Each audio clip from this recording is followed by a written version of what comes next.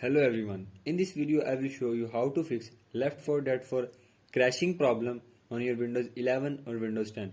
So to fix this issue, follow every step as I am showing in this video, and do not forget to subscribe this channel and also press the bell icon for the latest upcoming videos. Hope so this will fix your problem and help you a lot.